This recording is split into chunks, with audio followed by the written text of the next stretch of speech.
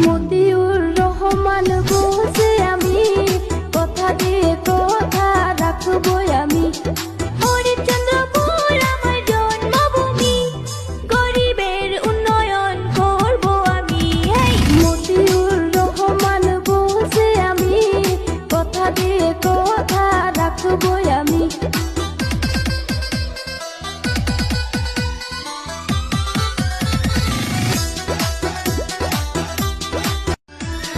মতিউর রহমান বলছে